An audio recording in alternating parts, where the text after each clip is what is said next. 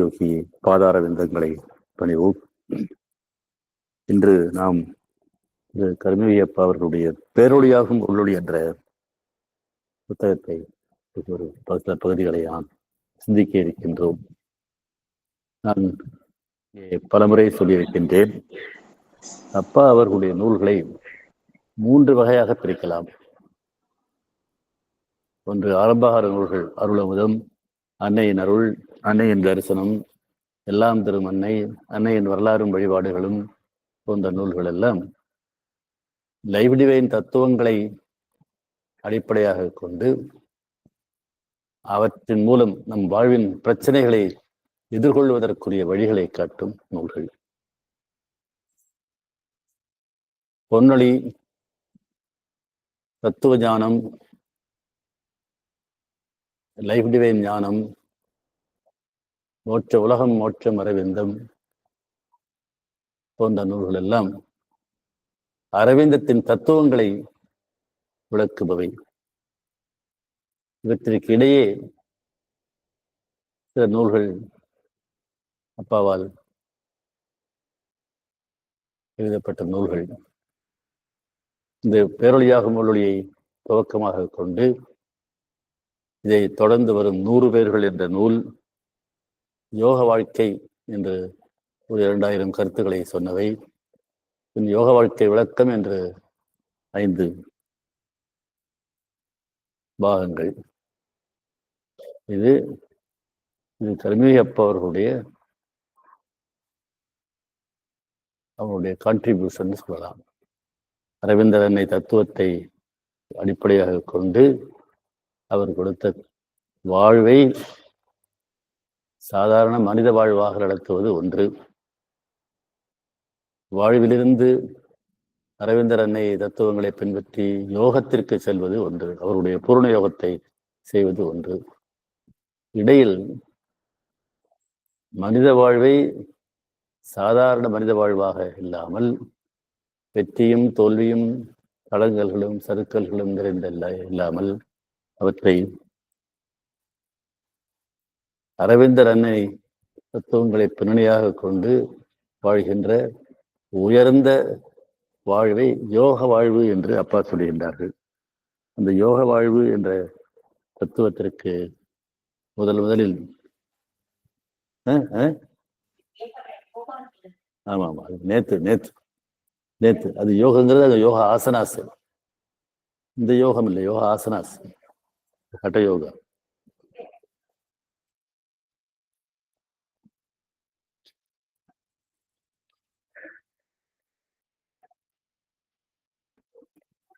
அது அப்பா முதல்ல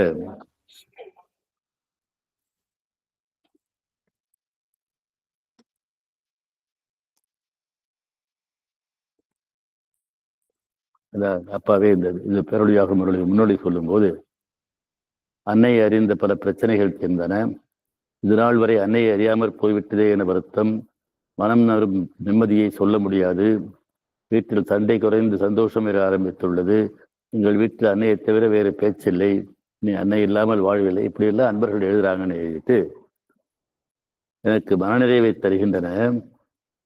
என்றாலும் எனது குறிக்கோள் மாறுபட்டது. பிரச்சனை தீரும் நேற்று மட்டும் எழுதினேன், அதன் பலனை பெற்றவர் பலர்.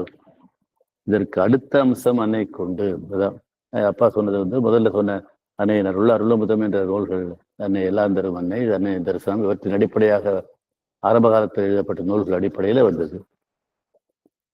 அது பிரச்சனை, வாய்ப்பு போன்றவற்றோடு தொடர்பு கொண்டதல்ல.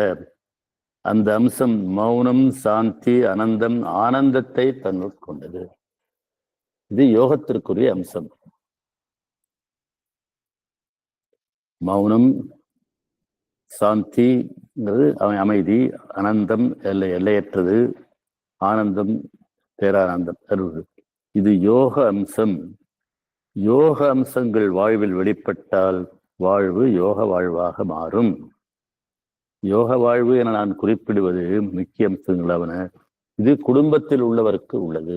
ஏன்னா யோகம் குடும்பத்தை பழைய முறைப்படி குடும்பத்தை விட்டு செய்யணும். இது நேரடியான யோகமாகாது. யோகத்தின் சிறப்பால் வாழ்வை உயர்த்தும் முறை. இதுதான் அப்பா சொல்றாரு. அது யோக வாழ்வுன்னு சொல்றது. அதனால குடும்பத்தையும் சாதாரணமாக குடும்பஸ்தரும் யோகியும் நெருங்கினவர்கள் அவங்களோட ஒன்று சேர்ந்து வர முடியாது. யோகத்தின் சிறப்பம்சங்களை உண்டான நம்பிக்கையை எடுத்துக்கொண்டால் கிரகஸ்தன் தன்னை நம்பி வாழ்கிறான், சமூகத்தை நம்பி வாழ்கிறான். தெய்வத்தை மட்டும் நம்பும் வாழ்வது யோக வாழ்வு. யோகியைப் போல் குடும்பத்தை விளக்காமல், யோகி குடும்பத்தை விளக்கிறாரு, குடும்பத்தை சாதாரண மனிதன் போல் உலகத்தை நம்பி வாழாமல் வருமானத்திற்கும் வசதிக்கும் தெய்வத்தை மட்டும் நம்பும் குடும்பம் நடத்துவது யோக வாழ்வு என்று நான் விளக்குகிறேன். இதை ஒருவர் ஏற்று சாதித்தால் ஆரம்ப கட்டத்தில் தூய்மையான பக்தர் பெரும் பலன்களை பெறுவார். கடைசி கட்டத்தில் அவருடைய வாழ்வில் கீழ்கண்ட அம்சங்கள் இருக்கும். ஜாதகத்தில் உள்ள கெட்டது ஒன்றும் பலிக்காது. இது நம்ம பல முறை பார்த்திருக்கிறோம். கர்மத்தை ஞாயிறு கூட்டத்தில் பேசியிருக்கோம். அன்னைகிட்ட வந்த கர்மம் கரையும். கர்மத்தை பழைய நான் பலமுறை திருப்பி சொல்லியிருக்கிறேன். இதற்கு முன் வந்த ஆன்மீக தத்துவங்கள்ல 3 வகை கர்மம், பிராரப்த கர்மம், சஞ்சித கர்மம், ஆகாமிய கர்மங்கிறதுல பிராரப்த கர்மங்கிறது பழவினை, முன் பிறவிகளில் வந்தவற்றின் பலன், அதை அனுபவித்துத்தான் தீரணும் என்றிருந்ததை மாற்றியது அன்னை. கர்மத்தை கரைத்து புதிய இது எழுதுகின்றார் வாழ்வில் என்பதை பலமுறை நம்ம பேசியிருக்கிறோம். ஜாதகத்தில் உள்ள நல்லவை நடந்தபடி இருக்கும், கெட்டது ஒன்றும் நடக்காது. உடல்நலக் குறைவுகள் குறைந்து குடும்பத்தை விட்டு அடியோடு மறையும். குடும்பத்தில் இருக்கிறவங்க நல்ல ஆரோக்கியம் இருக்கும். சச்சரவு அழிந்து சுமூகம் ஏற்பட்டு ஒற்றுமையான அன்பாகி குடும்பம் மனம் பேசும். இங்கே ஒரு அன்பர் குடும்பம் இருந்தது, மதிப்பானவர்கள் இப்போ சென்னைக்கு போயிட்டாங்க. அவங்க குடும்பத்தை எப்போ பார்த்தாலும் சண்டை எடுத்துட்டு தான் இருக்கும். அந்த கணவர் எப்பொழுதும் கோபப்பட்டு கொண்டே இருப்பார், பிள்ளைகளையும் மனைவியையும் கோபமாக இது கொண்டே இருப்பார். அன்னைகிட்ட வந்த பிறகு அது பாதித்து சண்டையே நின்று அவர் சிரித்துக் கொண்டே இருக்க ஆரம்பித்தார். எந்த அளவுக்கு செல்வாக்கும் செல்வமும் பெற நினைக்கிறோமோ செயல்பட்டாலும் அது தடையின்றி வரும். இதுதான் மனித வாழ்க்கையிலிருந்து பாருகின்ற யோக வாழ்க்கை. இதுல 100 பேர் வகை, இதுல நிறைய அப்பா சொல்றாரு. இதுல இருந்து நம்ம பேரொழியாகும் உள்ளொலிக்கு போவோம், மெயின் கட்டுரைக்கு போவோம். இது முன்னுரையில் அப்பா எழுதின. அன்னையை நாம் தெய்வமாக வழிபடுகிறோம், அது உண்மை. அவரை அவதாரமாக அறிவோம், அதுவும் உண்மை. அதுவும் முழுமையான உண்மையாகாது. தெய்வமாக வழிபட்டால் அன்னை வரமளிக்கிறார், அவதாரமாக கொண்டால் அவருடைய பாதையில் நம்மை அழைத்து செல்கிறார். இதுவே முடிவானதா? ஸ்ரீ அரவிந்தர் வாயிலாக அதற்குரிய பதிலை காட்டலாம்.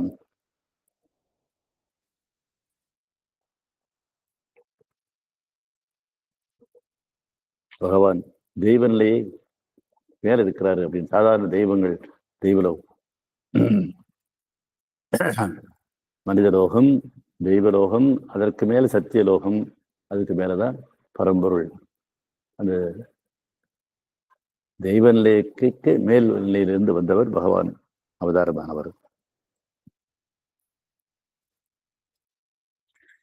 அது முதல்ல எழுதார். பகவான் அவர் கூட இருந்த சாதகர்கள் அவருடைய நிலையை புரிந்து கொள்ளல. அவர் கூட இருந்தாலும் கூட இது இல்லை. சச்சிதானந்தை தாண்டியுள்ள நிலையில் இறைவன் உள்ளான். பகவான் அந்த நிலையை எட்டியதுடன் அதை படிப்படியாக சச்சிதானந்தம், சத்திய ஜீவியம், அதுதான் மெயின் சூப்பர் மைண்ட் என்று சொல்லுகின்ற சத்திய ஜீவியம், truth consciousness. Super mind is the creator. அதுதான் அந்த கான்சியஸ்னஸ். பகவான் கேபிட்டல் போட்டு எழுதுவார். சாதாரண கான்சியஸ்னஸ் ஸ்மால் சி போட்டு எழுதுவார். அது நம்முடைய மனதனுடைய கான்சியஸ்னஸ், அறிவு. சூப்பர் மைண்ட்ங்கிறது மெய்யறிவு, ட்ரூத் கான்சியஸ்னஸ். அதுக்கு சூப்பர் மைண்ட் என்று அது மனிதன் அடைய வேண்டியது. அதை சொல்றாரு. கடைசி கட்டமாக உடலிலும் தன்னை ஏற்கச் செய்தார். அவர் உடல் இறைவனாயிற்று. அதே நிலையை அன்னை கடைசி காலத்தில் அடைந்தார். அன்னை அவற்றையெல்லாம் தாண்டி சென்றார்.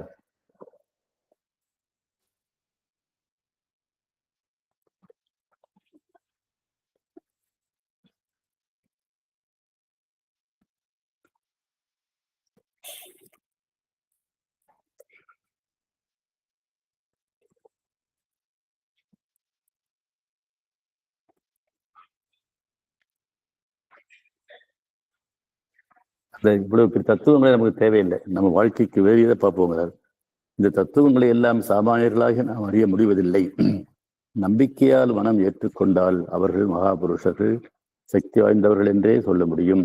அதற்கு மேல் நமக்கு விளங்குவதில்லை. விளங்காவிட்டாலும் பவித்திரமான பக்குவம் இருந்தால் அவர்கள் நிலையை நமக்கும் வழங்க பகவானும் அன்னையையும் தயாராக இருக்கின்றார்கள். நம்ம இப்போது அவரவர் நிலைக்கு தகுந்தாற் போல அன்னையிட்டையும் பகவான்கிட்டையும் பெறலாம்.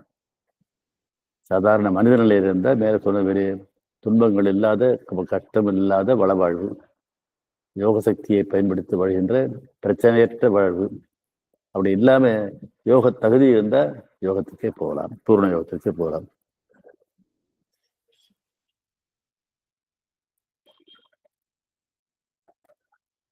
வாழ்க்கையில் அதை புரிந்து கொள்ள முடியுமா? புரிந்தால் என்ன செய்ய வேண்டும்? இப்ப வாழ்க்கையில நமக்கு ஸ்ரீ அரவிந்தருடைய தத்துவம் மகாத்மியம் புரியாவிட்டாலும் அவர்கள் சக்தியால் பயன்பெற முடியும் என்பது அன்பர் அனுபவம். இங்கு தத்துவத்தை விளக்குவதற்கு பதிலாக பெற்று பயனடையும் முறைகள் முக்கியமாக கருதி எழுதுகிறேன். முடிந்தவரை எளிமையாக சொல்லக்கூடிய தத்துவ அம்சங்களை மட்டும் எழுதுகிறேன். எந்த அளவுக்கு நாம் அவர்கள் சிறப்பை அறிகிறோமோ அந்த அளவுக்கு நாம் பெரும் பலன் அதிகரிக்கும். அவர்கள் செயல்படும் வழிகளை நாம் அறியும் அளவுக்கு நம் வாழ்வில் அவர்களால் செயல்பட முடியும். அவர்கள் நம்ம வாழ்வில் செயல்பட ஆரம்பிச்சிடறாங்க. அவர்களை அன்னையும் பகவானையும் ஏற்றுக்கொண்டதோ அவருடைய சக்தி செயல்படுது. அன்னை பராசக்தியின் அவதாரம்னு சொல்லி இந்த பிரபஞ்சத்தை பரம்பொருள் அல்லது பரபிரம்மம் என்பதே இறைவன் மூலம். அந்த மூலம் இயக்கவற்றது. அது அட்சர பிரம்மம், சர பிரம்மம் என்று சொல்லுவார். இயக்கவற்றது அட்சர பிரம்மம். சர என்றால் இயக்கம். அட்சர பிரம்மம் இயங்கி செயல்படுகின்ற பிரம்மம். அது இயங்கி செயல்படும் பொழுது அது பராசக்தியாக மாறி, அந்த பராசக்தியின் அவதாரம் அன்னை. அவர்களால ஒவ்வொரு யோக சக்திகளை பெரும் அளவுக்கும் அதற்கும் மேலாக இறைவனாகவும் பிரம்மமாகவும் பரபிரம்மமாகவும் முடியும் என்ற தத்துவத்தை அவர்கள் உலகிற்கு அறிவித்துள்ளார்கள். ஆனா என்ன செய்யறது? நாம எப்படி செய்ய முடியும்? நம்ம இந்த அளவுக்கு அதை பயன்படுத்தி கொள்ள முடியும். இப்ப அதுக்கு சில உதாரணங்கள் சொல்றார். இன்னைக்கு இந்தியா ஒரு ஜனநாயக நாடு, குடியாட்சி நாடு. 1947 சுதந்திரம் பெற்றது. அதை குடியரசாக தேர்தல் மூலமாக நடக்கின்ற மத்திய அரசு, மாநில அரசுகள் இவற்றால் மூலம் இயக்கப்படுகின்ற நம்முடைய அரசியல் நிர்ணய சட்டத்தின் மூலம் 1950 ஜனவரி 26 கொண்டு வந்தாங்க. அதனால என்ன, நமக்கு இந்த சுதந்திரத்துல நிறைய உரிமைகள் இல்லை. அதுக்கு முன்னே 1947 முன்னே எந்த உரிமையும் இல்லை. எதிர்த்து கேட்டால் சிறை தான் இருந்தது. உங்களுக்கு தெரியும், பகவான் அவர்கள் சுதந்திர போராட்டராக இருந்து பெங்காலில் அலிப்பூர் சிறையில ஓராண்டு கடும் துன்பம் அனுபவித்தார். அதற்கு பின்பு இறைவனுடைய அசரீரியை கேட்டு யோகத்துக்குரியவன் என்ற அழைப்பை கேட்டு யோகத்திற்கு வந்தவர். புதுவைக்கு யோகத்தை தொடங்கினார். ஆனா இப்ப எப்படி சுதந்திரம் வருவதற்கு வந்த பிறகு இந்த இந்திய மக்களுக்கு எண்ணற்ற வாய்ப்புகள் ஏற்பட்டிருக்கின்றதோ, அதே போல பகவான் அவதரிப்பதற்கு முன்பு இல்லாத வாய்ப்புகள் அரவிந்தர் அன்னை அவதாரத்திற்கு பிறகு நமக்கு கிடைத்திருக்கிறது. அந்த வாய்ப்புகள் என்ன என்று புரிந்து கொள்ள வேண்டும். சாதாரணமா இறைவன் திருவடிகளை அடைகிறதுங்கிறத மரபு யோகம். அப்படி இல்லாம மனதிற்கு, ஆன்மாவுக்குரியும். இங்க வர்ற வாய்ப்புகள் எல்லாம் உடலுக்கே உரியது வாய்ப்பாக அளிக்கின்றார். நம் உடலும் ஜீவனும் பரம்பொருளாகலாம் என்ற உரிமைகளை கொண்டு வந்த அவதாரம் பகவான் ஸ்ரீ அரவிந்த அவதாரம். யோக சக்தியான இந்த வாய்ப்பும் அவர் உரிமையும் வாழ்க்கையில் வெளிப்படுவது எப்படி, அதை நாம் பெறுதல் எப்படி என்பதுதான் இந்த நூலுடையது. முக்கியமாக இதில் ஒரு சின்னதாக எடுக்கிறாரு. இதுல முதல் தத்துவம் எடுக்க எடுக்க குறையாது. ரொம்ப அடிப்படையானது. நீங்க இப்ப கவனிக்க வேண்டியது என்னன்னு சொன்னா, அரவிந்தர் அவதாரம் வந்த பிறகு அரவிந்தர் அன்னையின் அவதார சக்தி பூமியில் வெளிப்படும் பொழுது அன்னையை ஏற்றுக்கொண்டவர்களுக்கு சாதாரணமாக வாழ்க்கையில வர்றதெல்லாம் மாறும். எடுக்க எடுக்க குறையாதுன்னு எழுதுறாரு அப்பா. ஒரு இதுல 100 மாம்பழம் இருக்கும். 100 மாம்பழத்துல 10 மாம்பழம் எடுத்தா அது குறைஞ்சு போகும். 90 தான் இருக்கும். ஆனா அன்னைகிட்ட வந்த பிறகு ஆன்மைகிட்ட இது குறையாத தன்மை இருக்கனால அந்த ஜடப்பொருளுக்கும் அந்த அடிப்படை பிரம்மம் ஆன்மீகம், ஜடத்தில் புதிந்துள்ள ஆன்மீகம் இருக்கிற அப்படிப்பட்டால் எடுக்க எடுக்க குறையாது என்பது அட்சய பாத்திரத்தின் அடிப்படை. இவனை இப்ப மணிமேகலை தெரியும். மணிமேகலை மாதவன் இது கோவலனுக்கும் மாதவிக்கும் பிறந்த மகள். அவள் துறவியாகி கோவலன் கொலை கொண்ட பிறகு மாதவி துறவி தன் மகளை துறவியாக்கி இருந்து அட்சய பாத்திரத்தை பெற்று அமுத சுரபி அதை அமுத சுரபி என்ற அட்சய பாத்திரத்தை அட்சய என்றால் குறையாத அதை உழவிட்டு ஏழைகளுக்கு பசித்தவர்களுக்கெல்லாம் உணவு வழங்கினான்னு சொல்லுது. எடுக்க எடுக்க குறையாததை அட்சய பாத்திரம் சொல்லுது. அதுபோல வாழ்வு எடுக்க எடுக்க அன்னை ஆன்மீகம் வெளிப்பட்டால் வாழ்வுல ஆன்மீகம் வெளிப்பட்டால் பொருள்கள் எடுக்க எடுக்க குறையாது என பிரம்மம் குறையாத தன்மை உள்ளது என்பது அட்சய பாத்திரத்தின் அடிப்படை. அன்னையின் பூர்ண யோகம் ஜடத்தினுள் புதிர்ந்த பிரம்மத்தை வெளிப்படுத்துவதே ஆகும். ஜடமும் திருவுருமாறணும். அரவிந்த யோகத்திற்கு முன் வந்த மரபு யோகங்கள் எல்லாம் ஆன்மாதான் இறைவனோடு சேர்ந்து முக்தி அல்லது மோட்சம் அடையும். உடல் மறைந்து போகும், அடுத்த உடலை எடுக்காமல் முக்தி அடையும். ஆனா இங்கே திருவுருமாற்றம், அரவிந்த அன்னையின் செய்தி திருவுருமாற்றம் என்பது. அந்த திருவுருமாற்றம் அந்த பேனை போட்டு அரவிந்த எனக்கு உடலுக்கும் உண்டு, உடலும் தெய்வமாகும். அது அரவிந்தருக்கும் அன்னைக்கும் ஆச்சது. அதை வந்து இப்ப இங்க பொருளுக்கு எப்படி கொள்றது? நம்ம வாழ்க்கைக்கு பணம் செலவானால் பெருகும். நம்ம வழக்கம் என்ன? பணப்பெட்டி, அரிசி பானை, மற்ற இதுல எல்லாம் அதை காலி செய்ய மாட்டாங்க. கொஞ்சம் 1000 ரூபா இருந்தால் எடுத்துட்டா ஒரு 100 ரூபாயோ 10 ரூபாயோ போட்டு வைப்பாங்க. அரிசி பானையிலையும் சாமான்களையும் கொஞ்சம் கொஞ்சம் போட்டு வைப்பாங்க. அது வந்து துடைக்கக்கூடாது அப்படின்னு சொல்லுவாங்க. துடைச்சா துடைச்சிரும்னு சொல்லுவாங்க. அதனால காலியாக கூடாது என்பது. ஆனா அன்னைகிட்ட வந்த தத்துவம் என்னன்னா, கடைசி ரூபாயை பைசாவை செலவு செய்யும் வரை வெளியில் காத்திருப்பது வராது, அதுவும் கையை விட்டு போனவன் பிரவாக வருமாக வரும் என்கின்றார். 1000 முறை இது அன்பவர்கள் அனுபவித்திருக்கிறார்கள். நிர்பந்தமாக கடைசி ரூபாய் செலவான அதே நேரம் எதிர்பாராத பெரிய தொகை வருவதை நாம் அனைவரும் கண்டுள்ளோம். ஆனா இங்கே முக்கியமான விஷயம் என்னன்னா, இது அதுவும் நம்ம அடிக்கடி பேசியிருக்கிறோம். கடைசி ரூபாய் வரை செலவு செய்யும்னு சொன்னாக்கா தேவையில்லாம ஆடம்பரத்துக்கு செய்யறதுன்னு அர்த்தம் இல்லை, தேவைக்கு செலவு செய்யறது. ஆடம்பரத்திற்கு இல்லாம தேவைக்கு செலவு செய்யறது. அதனால தேவைக்கு செஞ்சா கடைசி ரூபாய் தீர்ந்து போகுதோ இல்லாட்டி என்ன பண்றதுன்னு நினைக்காம அன்னை இருக்கிறார்கள் பார்த்துக்கொள்ள அடுத்து வரும். நிர்பந்தமாக கடைசி ரூபாய் செலவான அதே நேரம் எதிர்பாராத பெரிய தொகை வருவதை நாம் வாழ்க்கையில் கண்டுள்ளோம். சட்டம் பொது, பலிப்பது நம் பக்தியின் அளவை பொறுத்தது. அனைவருக்கும் தவறாது பலிக்கும். நம்பிக்கை குறைவாக இருந்தால் நாள் தள்ளி பலிக்கும். இது முக்கிய நம்பிக்கை, அசைக்க முடியாத நம்பிக்கை வேணும். நம்பிக்கையின் அடிப்படையில் அதுதான் ஃபெய்த்ஸ்ன்னு சொல்ற ஆங்கிலத்தில் சொல்றது. 200 ஏக்கர் ப்ராஜெக்டை கொடுத்தவருக்கு மாலையில் 3000 ஏக்கர் ப்ராஜெக்ட் வந்தது. 14000 ரூபாய் சொத்தை தன் உரிமையை விட்டு கொடுத்தவருக்கு 2 மாதத்தில் 2.5 லட்சம் ரூபாய் சொத்து வந்தது. எடுக்க எடுக்க வளரும் என்பது அன்னையின் சட்டம். இதுவும் அப்பா விட்டு கொடுக்குதல், செல்ஃப் கிவிங் அப்படிங்கிறதுலேயே இன்னொரு கட்டுரை இருக்கிறாரு. அது நூல்கள் எதுவும் வரலன்னு நினைக்கிறேன். ஒரு பரம்பரை இங்கே நான் சொல்லியிருக்கிறேன். ஒரு வீட்டில் 2 மகள்கள். அதில் வந்து அக்காவுக்கு கல்யாணம் ஆகலை. அவங்க அவ்வளோ ரொம்ப அழகாக இருக்க மாட்டாங்க, படிச்சிருக்கிறாங்க. ஆனால் நான் தங்கை வந்து அழகாக இருக்கிறா. அதனால அக்கா என்ன சொல்றா, நீங்க எனக்கு பார்க்க வேண்டாம், நீங்க தங்கைக்கு நல்ல வரன் வந்தால் முடித்து விடுங்கள் என்று சொல்கின்றார். ஒரு வரன் வருகின்றது. அக்கா போய் அடுத்து 3வது வீட்டில் உட்கார்ந்துருக்கிறார். வரும்பொழுது தங்கைக்காக வாழ்க்கையை விட்டு கொடுத்துட்டு போறாரு. எல்லாம் பேசி பொண்ணு போய் பிடிச்சிருக்குது, கல்யாணம் பண்ணிக்கிறதுன்னு சொல்லிக்கிறாங்க. அவர் அப்பாவுக்கு தன்னை அறியாமல் தன்னை மூத்த பெண் என்ற பேச்சுவார்த்தையில வந்திருக்கு. உடனே எப்படி என்னன்னா அப்புறம் உண்மையை சொல்றாரு. உடனே அந்த பெண்ணை அழைத்து அந்த தகையை மணக்க ஏற்றுக்கொண்ட மாப்பிள்ளை அவருடைய உறவினர் சகோதரன் முறையில் உள்ளவர் இன்னொருவருக்கு, அவருக்கு அக்காவை, அவரும் வயதிலானவர், கல்யாணம் ஆகாமல் இருந்தவரை கல்யாணம் வைத்துக் கொண்டு அவர்கள் பிராமணர். அவங்க பையனுக்கு மிகவும் ஏழையானவர்கள் பூணூல் போடுகிற உபநயனத்துக்கும் பணம் கொடுத்தான்னு சொல்லியிருக்காரு. அதில் விட்டு கொடுத்தா என்ன வருங்கிறதுக்கு அதான் அது. அதனால 200 ரூபாய்க்கு கொடுத்தது அதனால எடுக்க எடுக்க வளரும் என்பது அன்னை சட்டம் சக்தி. பணம், பொருள், உறவு, பாசம், நட்பு ஆகியவற்றை செலவு செய்தால் அவை பெருகுவதை காணலாம். இது இன்று உலகத்தில் இல்லாத சட்டம். அன்னை திட்டத்தின்படி செயல்படுகிறார். இந்த சட்டப்படி நம் கையில் உள்ள பொருளை தாராளமாக, ஆனால் அவசியமாகவும் நியாயமாகவும் இருக்க வேண்டும். ஆடம்பரத்துக்கு, ஊர் பெச்சுகிறதுக்கு, பெருமைக்கு இல்லை. நம்பிக்கையோடு செலவு செய்தால் அப்பொருள் அளவு கடந்து பெருகுவதை நடைமுறையில் காணலாம். இதனால் பலனுண்டு என்று தெரிந்து பலன் பெறுவது நல்லது.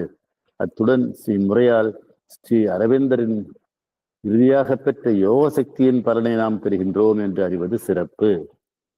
அது என்ன? அவர் சற்றத்தை ஜடத்தினுடைய உள்ள பிரம்மம் வெளிப்படுதல்.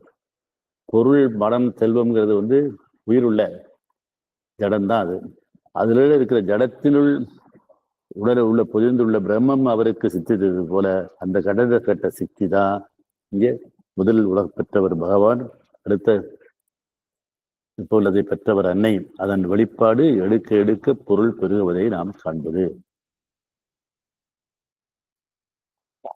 அந்த பூமியில் இருக்கிறதெல்லாம் ஜடம்.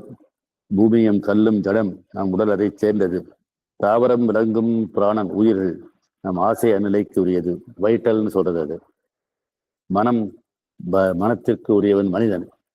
பரிணாமத்துல உயிர்கள் உயிர் இல்லை, ஜடமாக தான் இருந்தது. இந்த பிரபஞ்சம் தோன்றிய பொழுது அதிலிருந்து நுண்ணுயிர்கள் தோன்றின. நுண்ணுயிர்களிலிருந்து ஐம்புலன், மெய்வாய், கண்மூக்கு, செவிகள் உள்ள புலன்கள் உள்ள பெரிய விலங்குகள் தோன்றின. அதற்கு பிறகு அதோட ஆசை, மற்ற உணர்ச்சிகள், பசி, எல்லாம் தாகம் எல்லாம் வந்தது. அதுக்கு அடுத்தது மனம்ங்கிற அறிவு உழைத்த மனிதன் தோன்றினான். இது பலமுறை திருப்பி அடுத்த ரவீந்தர் அவதார நோக்கம் அடுத்த நிலையாகிய அதிமனிதன், சூப்பர்மேன் அல்லது சுப்ராமெண்டல் மேன், மெய்யறி உள்ள சத்திய ஜீவனை உருவாக்க வருது. அதற்காக தான் அவதாரம் செய்தவங்க. சத்திய மனிதன், மனத்திற்கு மனிதன், முனி, ரிஷி, யோகி, தெய்வம் மனத்திற்கு உரியவர்கள். மனத்திலே வளர்ச்சி தான் அது. சத்திய ஜீவியம் அடுத்தது. அன்னையும் ஸ்ரீவியும் அதற்கு உள்ளவர்கள். சச்சிதானந்தம் முடிவு.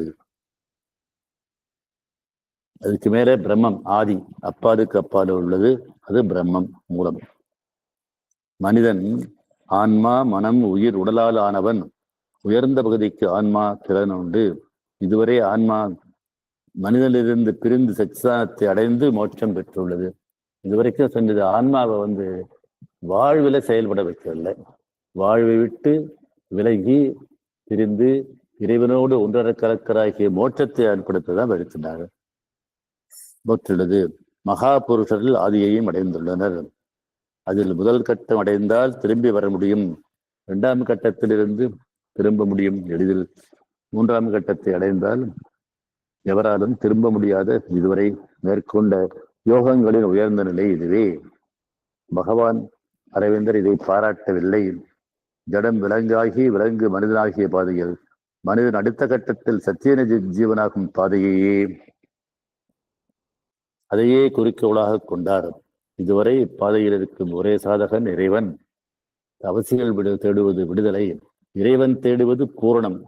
பகவானும் அன்னையும் இப்பாதையை தேடி இறைவனோடு சேர்ந்தார்கள். இதுக்கு எடுக்க எடுக்க குறையாதுங்கிறதுக்கு ஒரு கதை சொல்றார். கிருஷ்ணன் அட்சய பாத்திரத்தில் அட்சய பாத்திரம் ஆக்கிய பானை 10,000 பேருக்கு உணவளித்தது. ஒரு படை வந்திருந்தது. படைக்கு 10,000 பேர் உள்ள படை உணவில்லை. அங்கே ஒரு ஏழை இது இருந்தா அந்த வீட்டுக்கு நல்ல பக்குவமுள்ள ஆத்மா. அவர் வீட்டு எனக்கு பசிக்கிறது, எனக்கு உணவு கொடு அப்படின்னு அவரை கேட்கிறாரு. அவர் ஒண்ணுமே இல்லையே, பானையில எல்லாம் தீர்ந்து போச்சுன்னா, அதுல ஒரு பருக்கை இருந்தால் எனக்கு எடுத்து கொடு என்று சொல்கின்றார். அந்த ஒரு பருக்கையை வாங்கி கிருஷ்ணன் சாப்பிட்டதும் அந்த அந்த பாத்திரம் அட்சய பாத்திரமாகி அதிலிருந்து உணவு எடுக்க எடுக்க குறையாது இந்த படைக்கு புரிவதற்கும் உணவு படைக்கப்பட்டது என்று சொல்லுவார்கள். அது அவதாரணமாகிய கிருஷ்ணன் உண்டதால் உண்டது. அதனால ஜடமாக இருந்தது அங்கே அட்சய பாத்திரம் ஆகியது. ஆனா நம்ம நம்ம ஆன்மாவா கருதுறோம். அதை ஜடம் ஜடமானால் அதில் நீர் நிறைகிறது. நாம் அதை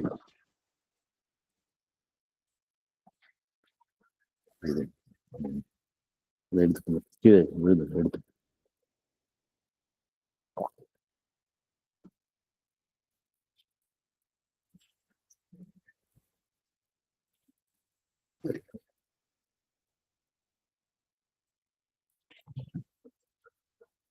ஜடத்திலும் ஆன்மா இருக்கிறது என்ற உண்மையை அறிந்தால் அதிலிருந்து ஆன்மா வெளிவரும். அதுதான் கிருஷ்ணன் சாதித்தது, அவதாரம் செஞ்சது. அது எடுக்க எடுக்க குறையாம வந்தது. கிருஷ்ண பரமாத்மாவால் மட்டும் முடியக்கூடியதை அன்னை உலகில் அனைவருக்கும் வழங்குகிறார். அதான் விஷயம். 100 வருஷத்துக்கு முன் ராஜாக்கள் மட்டும் அனுபவித்ததை என்று அனைவரும் அனுபவிக்கலாம். அந்த ராஜாக்களுக்கும் கிடைக்காதது என்று அனைவருக்கும் கிடைக்கிறது.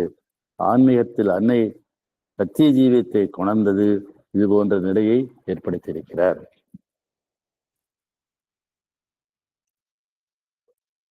சரி, நமக்கு கொடுக்கறது எப்படி கொடுக்கணும்? மனம் நெகிழ்ந்து கொடுக்க வேண்டும்னு சொல்றாரு. எடுக்க எடுக்க குறையாதுங்கிறது. 100 பழத்துல ஒரு பழம் இருந்தாக்கா எடுத்து 5-10 பழம் எடுத்தா 100 தான் குறையும், 10 தான் 90 தான் இருக்கும். ஆனா ஆன்மீக தத்துவப்படி எடுக்க எடுக்க குறையாதுங்கிறது. நீங்க எடுக்க எடுக்க குறையாதுன்னா அது தானா உண்டாகும் இல்லை, வந்துகிட்டு இருக்கும். இப்ப ஒரு வாரமா இங்க தியான மையத்துல அது நடந்துகிட்டு இருக்குது.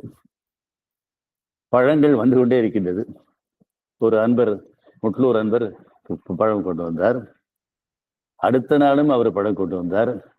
அதுக்கு அடுத்த நாள் என்னுடைய மாணவர் ஒருவர் கேரளாவில இருந்து வந்தாரு, அவரும் பழம் கொண்டு வந்தாரு. அதுல இருக்கிற நிறைய பழங்கள்லாம் இருக்கு, நிறைய பேர் கொடுக்க இன்னும் வந்து கொண்டே இருக்கின்றது. இந்த அட்சய பாத்திரம் போலவே இந்த பழங்கள் வந்து கொண்டே இருக்கின்றன. அதான் அன்னை தத்துவம்.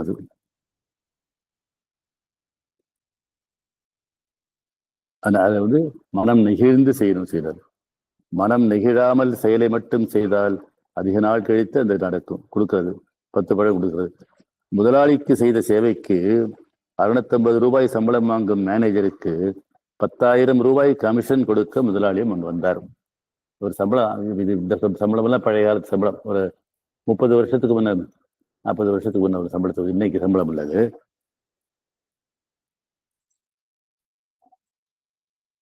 ஆனா கமிஷன், நான் வேலை தான் செய்யறேன், சம்பளம் வாங்குறேன், கமிஷன் வேண்டான்னு சொல்லி கமிஷன் வேண்டான்னு அவர் மறுத்துட்டாரு. அதன் பலன் என்ன? அதே சேவைக்கு பலனாக 47,500 பெருமான கால் கூட்டு, அதுல வந்து ஷேர், தொழிலேயே ஷேரே கொடுத்தாங்க அந்த முதலாளியும் பங்குதாரர்களும். அதுதான் மனம் நெகிழ்ந்து அவர் விட்டு கொடுத்ததுனால வந்த சாதனை. அது அன்னையின் அவதார சிறப்பை அந்த இதுதான் முழுமையாக உணர்கிறோம் என்று பொறுத்தது. நெஞ்சம் நெகிழ்ந்து அன்னையை பூர்ணமாக அறிந்து 10 பழத்தை எடுத்தாலும் அதே கூடையில் புதிய 10 பழம் உற்பத்தியாகும். காரைக்கால் அம்மையாருக்கு கிடைத்தது போல இருக்கும். காரைக்கால் அம்மையார் கதை இதுதான் தெரியும் உங்களுக்கு. இதுல காரைக்கால் அம்மையார், காரைக்கால் இந்த புனிதவதிங்கிறவங்க, அவருடைய கணவர் இருந்தாரு. இவர் வந்தாரு, ஒரு துறவி வந்தாரு, அது சிவன் தான். துறவிக்கு வந்து உணவு போட்டாங்க. அவர் வந்து ஒரு பழம் கொடுத்துட்டு போனாரு. இல்லை, துறவி வந்து இல்லை, இவர் வந்து இது ஒரு கணவர் வந்து ஒரு நல்ல மாம்பழம் வாங்கிட்டு வந்திருந்தாரு. 2 மாம்பழம் வாங்கிட்டு வந்து கொடுத்தாரு. அவரு 2 மாம்பழத்துல ஒரு துறவி வந்தவர் ஒரு மாம்பழத்தை துறவிக்கு கொடுத்துட்டாங்க. வந்தவர் சிவன். ஒரு கணவர் வந்து மாம்பழத்தை கேட்டார், சாப்பிட்டு விட்டு நன்றாக இருக்கிறதுன்னு சொன்னவர் இன்னொரு மாம்பழத்தை எடு என்று சொன்னார். இன்னொரு மாம்பழம் இல்லை. என்ன துறவி கொடுத்து சொல்ல முடியாம போய் இறைவனை வேண்டாங்க. இறைவன் கொடுத்த இன்னொரு மாம்பழம் வந்தது. அந்த இன்னொரு மாம்பழத்தை சாப்பிட்ட பிறகு அந்த சுவை தான் வாங்கி வந்த மாம்பழத்தின் சுவை விட மிகப்பெரிய இறைவன் கொடுத்ததுனால இருந்ததுனால இது உனக்கு எப்படி கிடைத்தது என்று கேட்ட பொழுது, நான் இது மாதிரி கொடுத்துட்டேன், நீங்க கேட்டதுனால இருக்கிறேன், நீ உன்னை நம்பல ஒரு நாள் இருந்தேன், மறுபடியும் இறைவனிடம் பிரார்த்தனை செய்தால் இன்னொரு பழம் வந்தது. பார்த்ததும் இவ்வளவு இறைவை சக்தி உள்ளவர்னு அவனோட வாழ முடியாதுன்னு சொல்லி ஒரு பிரிஞ்சு போறதா கதை இருக்கு. அவங்க துறவியாகி நிறைய இறைவன் மேல பாடல்கள், பக்தி 64 நாயன்மார்கள்ல ஒருவர் அவங்க. அதை சொல்றாருப்பா. அது யோக சக்தி.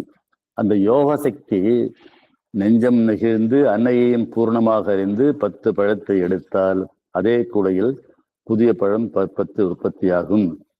காரைக்கால் அம்மையாருக்கு கிடைத்ததை போல் இருக்கும். அது யோக சக்தி. யோக சக்தி பெற்றவர் அது சித்து விளையாட அனுமதி இல்லை. பக்தர்களுக்கு பழம் பெருகும் நிலை உண்டு. அதான் அர்த்தம். பழம் பெருகும்னா நான் சொன்ன மாதிரி இந்த 3 நாள்ல ஃப்ரிட்ஜில் பழம் இருந்துட்டே இருக்குது. விதவிதமா. அந்த முதல் அன்பரே அடுத்த நாள் வேற விதமான பழங்கள் வாங்கிட்டு வந்தாரு.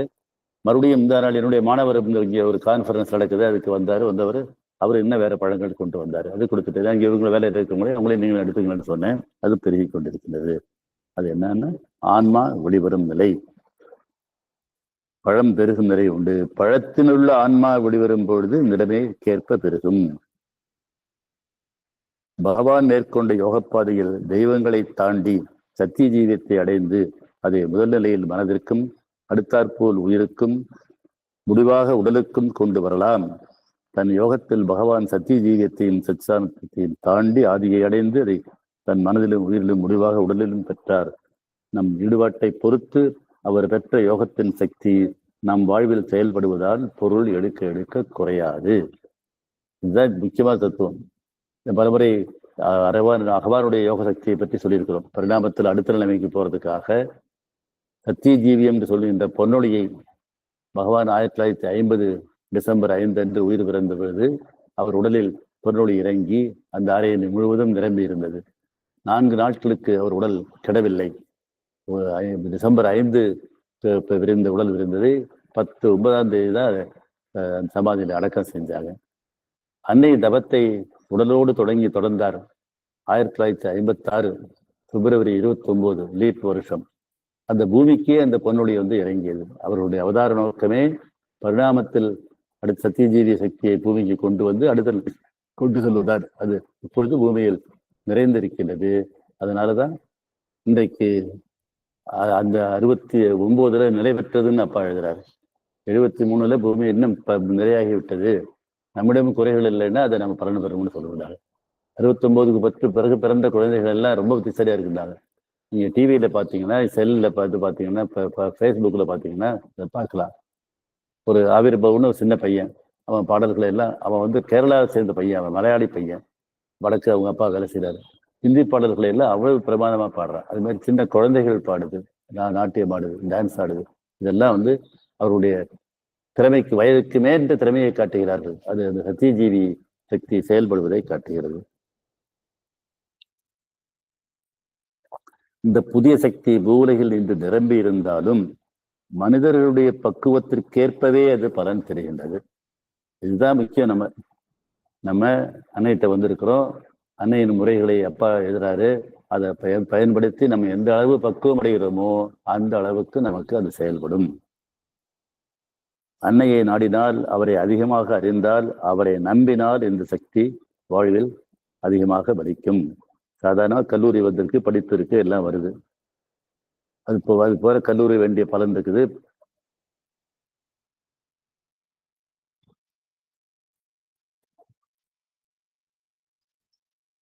உலகில் அறிவு வளர்ந்துள்ளது, கல்லூரி நமக்கு அளிக்கிறது. கல்லூரிக்கு போகாமல் அறிவை பெற முடியாது. எதிரி மறுத்தால் நேர்மையான அம்பையர் நமக்கு அதை பெற்று தருகிறார். விளையாட்டுல இது வரும்போது உண்மையான ஒரு கோல் போட்டதையோ இல்லது இது அடித்ததையோ இல்லைன்னு சொல்லுவார். அம்பையர் இருக்கிறவர் நியாயமானதான் எடுத்து கொடுப்பாரு. அநியாயத்திலிருந்து கோர்ட்டு காப்பாற்றுகிறது. தாயார் இல்லாத குழந்தைக்கு பெரியம்மா அன்பு செலுத்துகிறார். அன்னை சத்தியஜீவி சக்தியை நமக்கு பெற்றுத்தரும் கல்லூரியாக, அம்பையராக, பெரியம்மாகவும் வருகிறார். அவர்கள் மூலம் வருகிறார். புறச்சூழலின் கருவிகள் அவர்கள். அகத்தில் இதற்குரிய கருவிகள் உண்டு. அவை மனத்தில் என்ன இருக்கணும், நம்மகிட்ட என்ன இருக்கணும், அதான் முக்கியம். இங்கே இதுதான் மனசில் வச்சுக்கணும். நம்மகிட்ட அன்னை செயல்படுவதற்கு நம்ம என்ன இருக்கணும்? நல்ல அபிப்பிராயம், நெஞ்சில் நல் நோக்கம், உடலில் செயல்திறன், அகத்தில் அன்னையை பெறும் கருவிகளை நாம் வளர்த்து கொண்டால் அவை மூலம் புறக்கருவிகளை விட அதிகமாக பெறலாம். நம்மகிட்ட நல்ல எண்ணம் இருக்கணும்.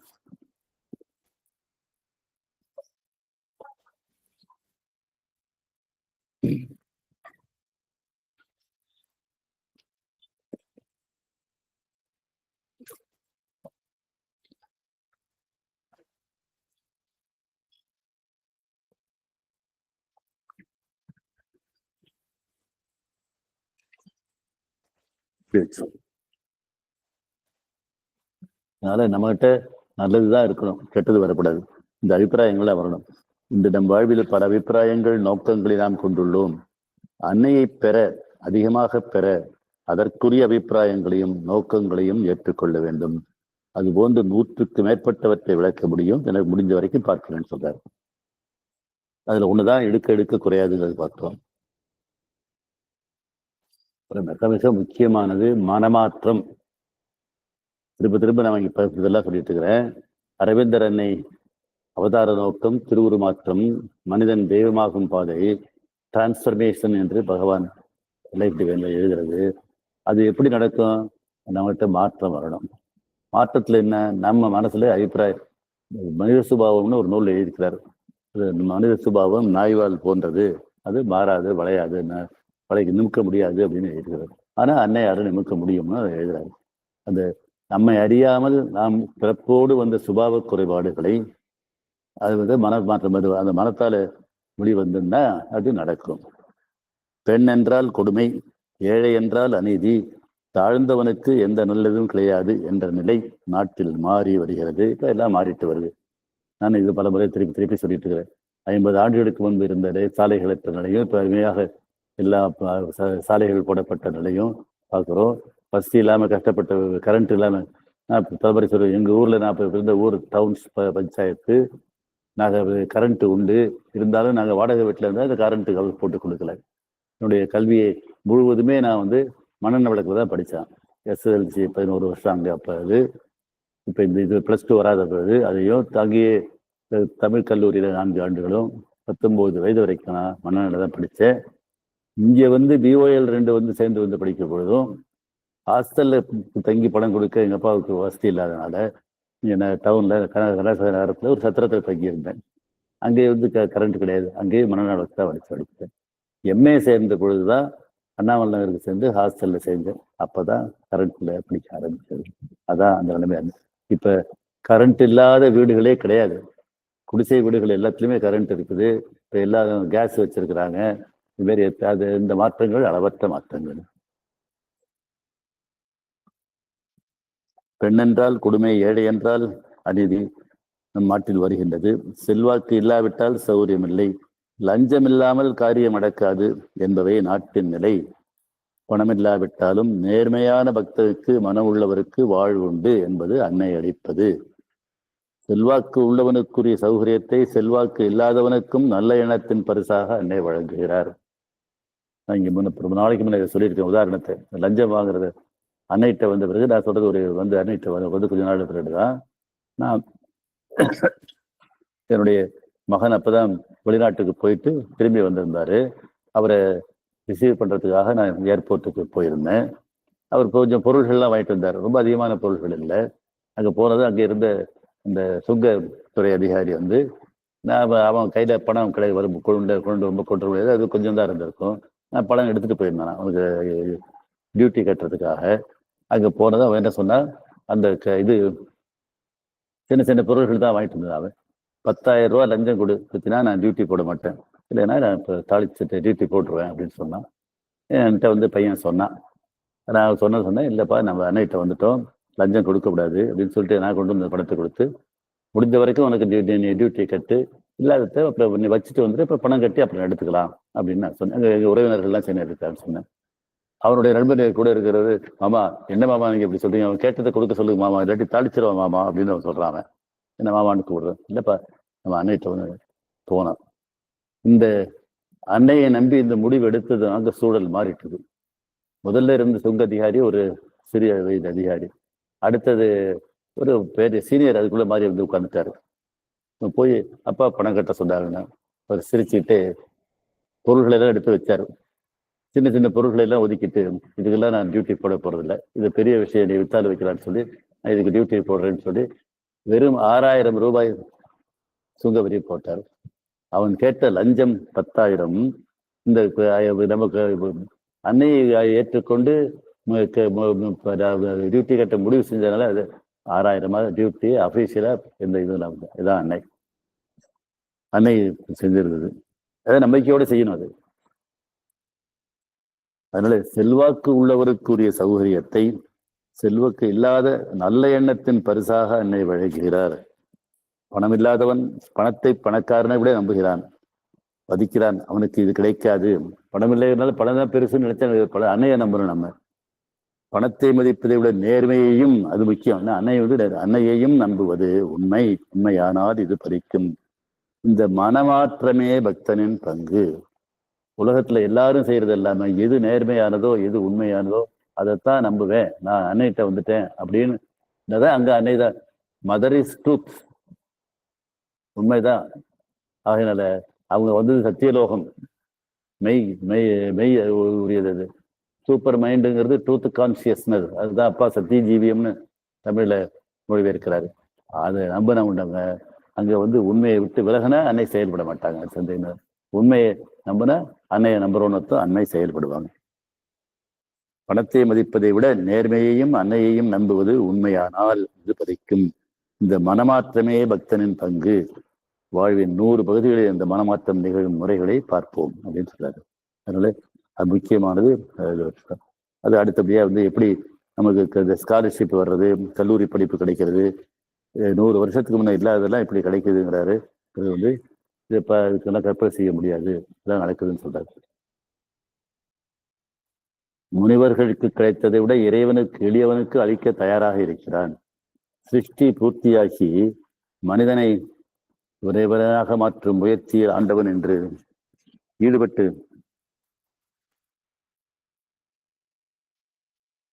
அன்னை உருவில் வந்து ஆசிரமம் ஏற்படுத்தி உலகெங்கும் தன் சூழலை பரப்பி மனிதனை தன்னை திரும்பி பார்த்த சூழலுடன் தொடர்பு கொண்டால் மனிதன் தெய்வ சக்தியாய் நம்புகிறான். அன்னை உறக்கத்தில் வானில் சென்ற பொழுது சோகமான ஜீவன்கள் அவருடைய உடையை தொட்ட மாத்திரத்தில் சோகம் நீங்கி முகம் மறந்தார்கள். அன்னை சின்ன குழந்தையா இருக்கும்போது அவங்களுக்கு அப்பவே தியானமெல்லாம் கூட ஆரம்பிச்சிருமா. அவங்களுக்கு வந்து தினம் தூக்கத்துல கனவு வரும். வானத்துல போறமாக அவங்களுடைய ஃப்ராக், இந்த கவுன் பெருசா வளர்ந்து இந்த பாரிஸ் நகரத்தையே கஷ்டப்பட்டவங்களாம் அழுதுகிட்டே வந்து இந்த இதை தொட்டதும் எல்லாரும் சிரித்து சந்தோஷமா போற மாதிரி வரும். அது அவங்க அன்னை அவதாரமாக போகிறார் என்பதே உணர்த்திய இது. கற்புக்கரசி பெய்யன பெய்யும் மழை, வருண ஜபத்தை செஞ்சா வருணகாரம் வரும். அதெல்லாம் இருந்து மனம் பிரார்த்தனை துவங்கியது. பஸ்ஸில் இருந்து மழை வரலைங்கிறதுக்காக அன்னை பிரார்த்தனை செய்வோம்னு சொன்னார். இறங்கி வீடுக்கு போகும்போதே மழை வந்துட்டுதுன்னு சொன்னார். இந்த அப்பா மழையை பற்றி நிறைய எழுதியிருக்கிறாங்க. மழை நிற்க பிரார்த்திக்க கூடாதுன்னு எழுதியிருக்காங்க. மழை வந்து அருள், அருள் இல்லைன்னா தெரியும் உங்களுக்கு. வான் சிறப்புன்னு வள்ளுவர் எழுதியிருக்கிறார். பசும்புல் தலை வானின்று வழங்கி வருதலால் தானம் அதுதாயா அமிர்தம்னு சொல்றாரு வள்ளுவர். உலகம் மழை இல்லைன்னா பயிர்கள் இல்லை, உயிர்கள் இல்லை, உயிர்களுக்கு உணவு இல்லை. அதனால வானம் பார்த்த பூமின்னு சொல்லுவாங்க. ராமநாதபுரம், மதுரை அந்த பக்கம் அப்போ அங்கே இல்லாமல் மழை பெய்ய ஆரம்பிச்சிட்டது, மாற்றங்கள் வந்திருக்கிறது. மழைக்கு எப்படி பிரார்த்தனை பண்றதை பற்றி மழையை பற்றி ஒரு தொகுப்பு கட்டுரைகள், அப்பா கட்டுரைகள் இருக்குது. அதனால ஆனா மாரியப்பா நகர்ல அன்னைக்கு எப்போதும் இது வந்து இது வயலாக இருந்து மாறியதுனால வெள்ளம் வரும். இந்த பல முறை சொல்லிக்கிறேன். இந்த வீட்டுக்கு வர்றதுக்கு முன்னாடி இதே மாரியப்பா நகர்ல செகண்ட் கிராஸ்ல மழை இது கட்டிருந்தோம். அங்கே மொட்டை மாடியில கீத்து கொட்டையில தான் அன்னை தியான மையம் ஆரம்பிச்சு 1992. அதுக்கப்புறம் இது அன்னை அருளால இந்த வீடு கிடைச்சி மெயின் ரோட்லேயே வந்தாங்க. அப்போ வெள்ளம் ஏற ஆரம்பிச்சிட்டுது. என்ன பண்ணுறதுன்னு தெரியல. ஃபோன் பண்ணி அசோகன் கருமி அப்பா பையன் அசோகனுக்கு ஃபோன் பண்ணி கேட்டேன். மழை தண்ணி ஏறிட்டே இருக்குது. அப்போ பரவாயில்ல பிரார்த்தனை செய்யலான்னு சொன்னாங்க. ஏறுவது நின்றது. சரி, ஒவ்வொரு ஆண்டும் வெள்ளம் வந்து சூழ்ந்து கொள்ளும். இங்க அன்னை மையம் அதனுடைய இது வேற ஒரு அன்னை ஒரு ஆன்மீக சூழ்ச்சியை செஞ்சாங்க. மழையை நிறுத்த முடியாது, ஆனா மழையினால மாரியப்பா நகர் பாதிக்கக்கூடாது. இதே வீட்டில் ஜன்னல் மட்டத்துக்கு இருந்திருக்கு. போட்ல வந்து பால் கொண்டாந்து கொடுப்பாங்க. இங்கே அன்பர்கள் இவர் அவர் தண்ணி நல்ல தண்ணி கிடையாது. அங்கே குவார்டர்ஸ்ல இருந்தார், யூனிவர்சிட்டி குவார்டர்ஸ்ல சிவகுமார் வந்து இங்கே தண்ணி கொடுப்பாரு. அந்த நிலைமை இருந்தது. ஆனா பைபாஸ் ரோடு போட்டாங்க. பைபாஸ் ரோடு போட்டதும் அது வந்து 6 அடி உயர்ந்தது. வெள்ளமெல்லாம் அந்த பக்கம் போக ஆரம்பிச்சிட்டது. அதுக்கப்புறம் 2005க்கு பிறகு வெள்ளமே இல்லை. அது இந்த மையம் வந்ததனுடைய சிறப்பு அது.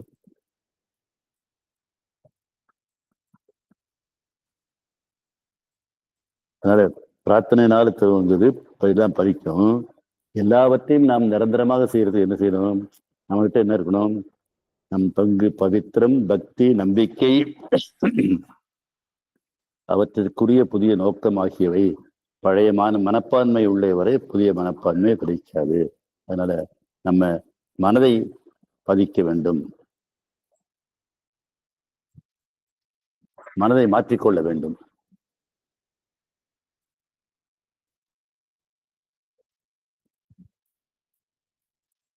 உனக்கு உரியது கிடைக்க நீ உழைக்க வேண்டும் என்று நாம் கற்றுக்கொண்டிருக்கிறோம்.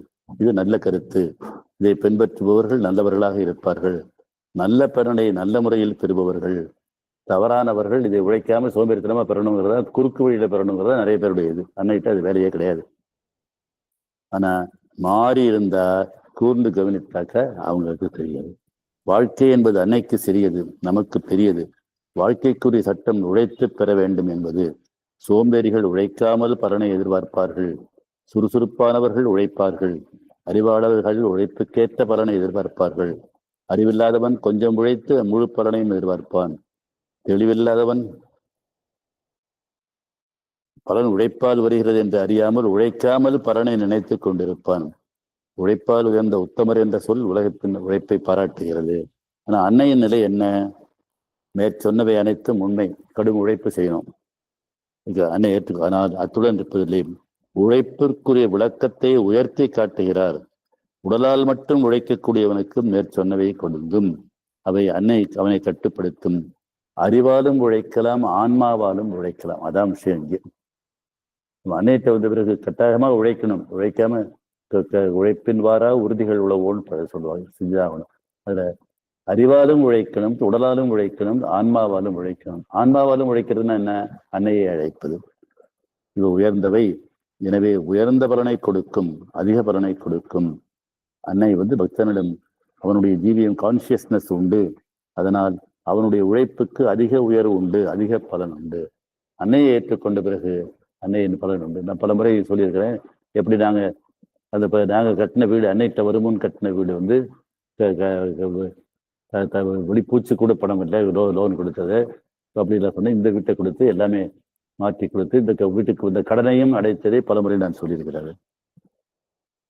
உள் உழைப்பை தவிர்த்து அன்னை ஜீவியத்தால் அதிக பலன் பெற முடியும் என இதை புரிந்து கொண்டால் தவிர உடல் உழைப்பு வேண்டாம்னு சொல்லேங்கிறாரு. அன்னையினுடைய கான்சியஸ்னஸும் வேணும், அதோட உழைப்போடு சேர்ந்து வரணும். உடல் உழைப்பை முழுவதும் முடித்து பின்னர் உயர்ந்தவனுக்கே இந்த உயர்வுகள் உண்டு. அது நம் வாழ்வில் ஏதோ நாராயண காலம் அன்னையிட்ட வந்த பிறகு அதை நிரந்தரமாக பெறுவது, அருளை நிரந்தரமாக பெறுவதாகும். அதற்கு நாம் என்ன செய்ய வேண்டும்? ஆன்மாவில் உழைப்பது எப்படி?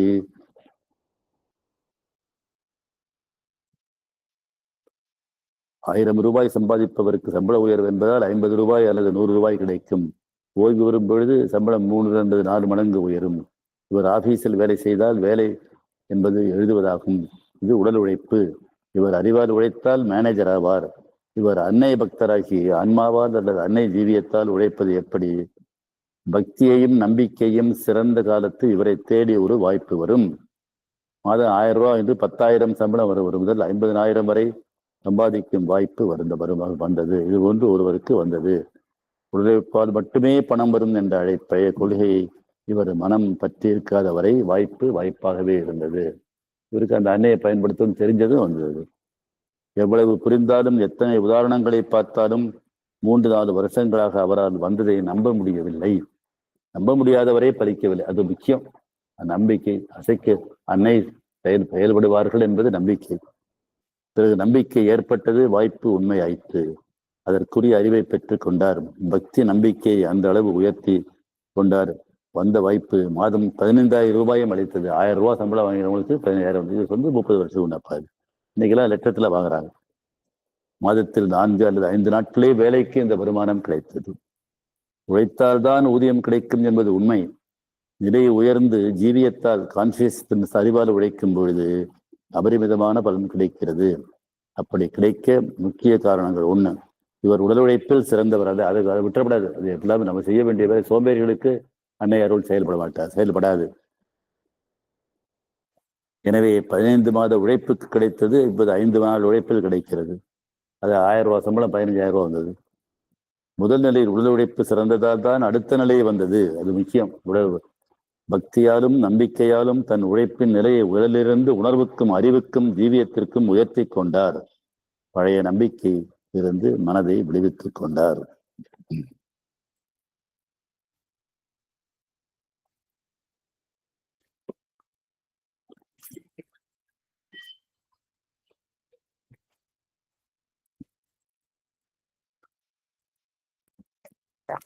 அடுத்தது உயரும் உயரத்துக்குரிய முயற்சியை நம்ம எடுக்கணும். நம்ம இருக்கிற நிலைமையிலிருந்து உயர்ந்து எடுக்கணும். இன்று உனக்கு எது உண்மை இல்லையோ அது குறைந்த உழைப்புக்கு நாளைக்கு உனக்கு அபரிவிதமாகும் என்பது அன்னை நிலை. ஏதோ ஓரளவில் பலருக்கும் இது போன்ற பலன் உண்டு. நாம் உயரும் முயற்சியை தாராளமாக்கிக் கொள்ள வேண்டும். நம்ம நிலையில ஆஸ்பிரேஷன், நம்முடைய ஆர்வம் இருக்கணும். உயருங்கிற முயற்சி வேணும். முயற்சி தீவிரமாகி நம் நிலையை கடந்த பின்னரே பெரும்பலன் கண்ணுக்கு தெரியும். நாம் உள்ள நிலையிலேயே அதிகபட்ச முயற்சி செய்தாலும் பலன் வராது. நம் நிலையை உயர்த்தி முயற்சியின் தீவிரம் நம் நிலையை கடக்கும் தருணத்தில் இப்பலன் வரும். எந்த வேலையிலும் வேலையை முடிந்தபின் பலன் கிடைக்கும். இதுவே உலக சட்ட ஆட்டம். வேலைக்கு போகம் அறிந்தது. அன்னை இதை அவர் சட்டத்தின் ஒரு பகுதியாக கொள்கிறார். அன்னையை மனம் நிறைவாக ஏற்றுக்கொண்டு ஒரு காரியத்தை அன்னை சொல்வது போல் செய்தால் முடிவில் கிடைக்கும் பலன் முதலிலேயே கிடைக்கும். இதுவும் அப்பா அடிக்கடி எழுதுறது. ஆரம்பத்திலேயே அன்னை முறையில் செய்தால் கிடைச்சிடும். அன்னை செய்வது போல் செய்து என்றால் காரியத்தின் எல்லா பகுதிகளும் அன்னையை நினைத்து செய்யணும். சமர்ப்பணம் செய்யறது. சமர்ப்பணத்தை பற்றி நம்ம தெரியும் உங்களுக்கு எல்லாம். சமர்ப்பணமும் சரணாகதி தான் பூர்ண யோகத்தின் அடிப்படை கருவிகள். பிரார்த்தனையும் சமர்ப்பணம்ங்கிற புத்தகத்தை, அப்பாவுடைய சின்ன புத்தகத்தை 4 வாரம் பேசணும். நம்ம சமர்ப்பணம் செய்யும் போது நம்ம என்ன செய்யறோம்னா, நம்முடைய பிரார்த்தனைங்கிறது நம்ம அறிவுக்கு பயன்படுத்துறோம். சமர்ப்பணம்ங்கிறது பொறுப்பு அன்னையிட்ட விட்டுட்டோம். அதுக்கு ஒரு உதாரணமா, திருமணமாக வேண்டும் என்று பிரார்த்தனை செய்தால் அன்னை அவர் யோக தகுதி உள்ளவர், அவருக்கு திருமணம் தேவையில்லை என்று சொல்லி திருமணம் தேவையில்லாமலே இருக்கலாம். அப்ப அதையும் ஏற்றுக்கொள்ள தயாரா இருக்கலாம். அன்னையை நினைத்து செய்ய வேண்டும். அன்னைக்கு எதிரானவற்றையோ வாழ்க்கைக்கு புறம்பானவற்றையோ ஓர் இழையும் அனுமதிக்க கூடாது. அன்னைக்கு எதிரானது என்ன? சடங்குகள், சம்பிரதாயங்கள், சிறுதெய்வ வணக்கம். இது ரொம்ப முக்கியம். வள்ளலாரும் சிறுதெய்வ வழக்கம் வேண்டான்னு சொல்றாரு. சிவன் கோயில், விஷ்ணு கோயில், இதெல்லாம் பெருமாள் கோயில், விநாயகர் கோயில், இதெல்லாம் பெரிய தெய்வ வணக்கம். அப்படி இல்லாம மாரியம்மன், காளியம்மன், அந்த வெவ்வேறு விதமான இதெல்லாம் சொல்றது. அதாவது ஒரு காலத்துல இப்போ வரி கொடுத்தாங்க. இன்னைக்கு சட்டம் வந்ததுனால வரி கொடுக்கறது இல்லை. இப்பவுமே காரைக்கால் பக்கத்துல அம்பகரத்துக்கு 1000 கடா மாடு வெட்டுறதுன்னு சொல்லுவாங்க. அப்படியே ரத்தம் ஆறா ஓடும். அதை நான் பலமுறை சொல்லியிருக்கிறேன் இங்க. இவர் பேசும்போது அதை தாயார், அம்பாள் அப்படின்னு சொல்றாங்க. எல்லாருக்கும் இது சொல்றாங்க. கேட்கிறாரு, அம்மா தான் பிள்ளைகளே ரத்தத்தை கேட்பாளா அப்படின்னு கேட்கிறாரு. அம்மானு கும்பிட்றியே, அம்மா எந்த தாயாவது தன்னுடைய பிள்ளைகளின் ரத்தம் ஒண்ணுன்னு கேட்பாளான்னு கேட்பாரு. அது சிறுதெய்வங்களுக்கு அந்த அன்னையிட்ட வந்த பிறகு சிறுதெய்வ வணக்கம் கூடவே கூடாது. குலதெய்வமாக இருந்தாலும் யோசிக்காமல் அதை விட வேண்டும். அது அப்புறம் சடங்குகள், சம்பிரதாயங்கள் விலக்கு, முற்றிலுமாக அது விலக்க வேண்டும். உண்மையான இந்துத்துவாவில் அதெல்லாம் இல்லை. இதனால சேர்ந்தது இதெல்லாம். வேதத்துல முக்கிய வேதாந்தம்னு சொல்லப்படுகிறது உபனிஷதம். உபனிஷத்தையும் பகவத்கீதையும் அடிப்படையாக கொண்டுதான் அரவிந்த தத்துவங்களை எழுதினார். அதுல இதெல்லாம் இல்லை. இதெல்லாம் பின்னாடி சடங்குகள், சம்பிரதாயங்கள்லாம் பின்னாடி சேர்ந்தது. இதெல்லாம் தாண்டி வந்தாகணும். அதனால அன்னைக்கு எதிரானவற்றையோ வாழ்க்கைக்கு புறம்பானவற்றையோ அனுமதிக்க கூடாது. சடங்குகள், சம்பிரதாயங்களை அனுப்பக்கூடாதுன்னா அன்னை வாழ்வு முடிவான பலனை முதலிலேயே கொடுப்பார் அன்னை. அடுத்தது கர்மம் கரையும். இதுவும் நம்ம கர்மம் கரைக்கிறத பற்றி நிறைய பேசியிருக்கோம். கர்மம் கரையாது என்பது வாழ்வு. முழுமையான பக்தி அன்னையிடம் இருந்தால் கர்மம் கரையும் என்பது அன்னை வழி. அதுக்கே பொருந்தும். நான் இங்கே சொல்லியிருக்கிறேன். ஒரு அன்னை என்பர் டாக்டர், அவருடைய கணவருக்கு 3 முறை ஆக்சிடென்ட் ஆகி அன்னை காப்பாற்றினாங்க அப்படிங்கிறது நான் பல முறையை சொல்லியிருக்கிறேன். என்னையே அது 3வது முறை என்ன சூழலை மாற்றுவதற்காக அவரை பெங்களூருக்கு இங்கேருந்தே அழைச்சிட்டு போனாங்க. அங்கே அவர் வீட்டில் இருந்து நான் வந்த பிறகு விதி அவரை துரத்துது, அன்னை காப்பாற்றினாங்க. இது கேஸ் லீக் ஆகி வீடு பூரா பரவி இருந்தது. அவருக்கு 2 முறை ஆக்சிடென்ட். 2வது ஆக்சிடென்ட்ல வாசனை தெரியாமல் போய்விட்டது. எப்போதும் காப்பி போட்டு குடிக்கிறவர் அன்னைக்கு காப்பி போட்டு குடிக்கல. மகன்கள் கூலியிலிருந்து வந்த பிறகு இந்த கேஸை மூடினாங்க. அன்னையை காப்பாற்றினாங்க.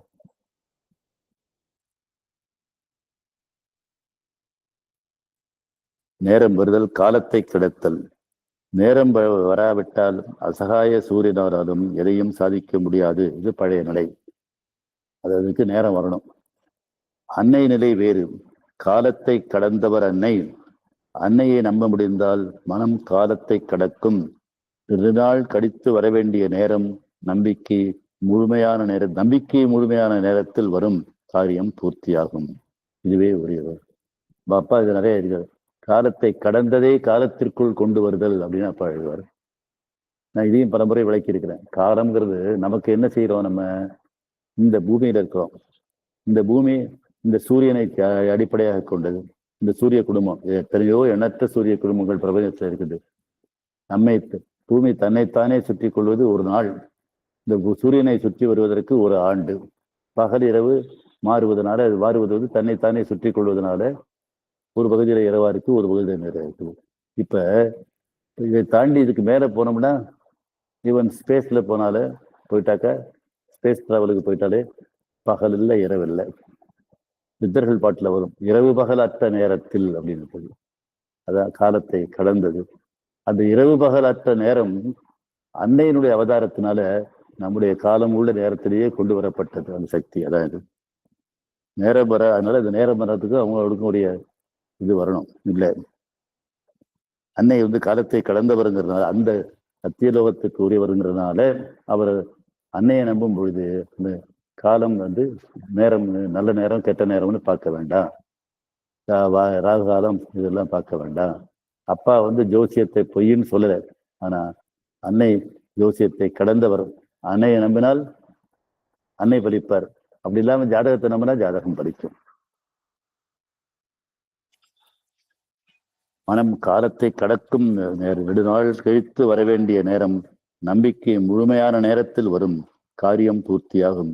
இதுவே உரிய நேரம் என நாம் நிர்ணயிக்க வேண்டும் என்பது அன்னை. பலன் கிடைத்தால் என் சரி என்பது வாழ்வில் உண்டு, அனைவரும் ஏற்றுக்கொள்ள மாட்டார்கள் என்றும் வாழ்வில் உயர்ந்த நிலை இது இல்லை எனினும் பரவலாக நாம் நம்புவது பலனை விட பலன் பெறும் முறை முக்கியம் என்பது அன்னை.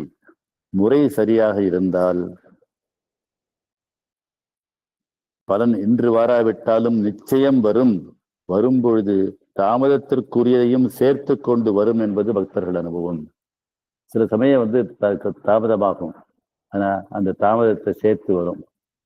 பெரிய ஆச்சரியமா வேற ஒருத்தரும் இதை எழுதியிருக்கிறாரு. தாமஸ் எமர்சன் அப்படின்னுட்டு அமெரிக்காவில் போன செஞ்சுரியில் இருந்தவர், 18ஆம் நூற்றாண்டு கடைசியில் இருந்தவர், பெரிய சிந்தனையாளர். தி சேஜ் ஆஃப் அமெரிக்கான்னு சொல்லுவாங்க. அவர் பிரம்மம்னே அவர் கவிதைகளும் எழுதியிருக்கிறாரு. அவர் எழுதுறாரு, நீ உனக்கு நீ செய்ய வேண்டிய முறைகள் எல்லாம் செஞ்சுட்டு, முயற்சிகள் எல்லாம் செஞ்சுட்டு உனக்கு பலன் வரலன்னா இறைவன் உனக்கு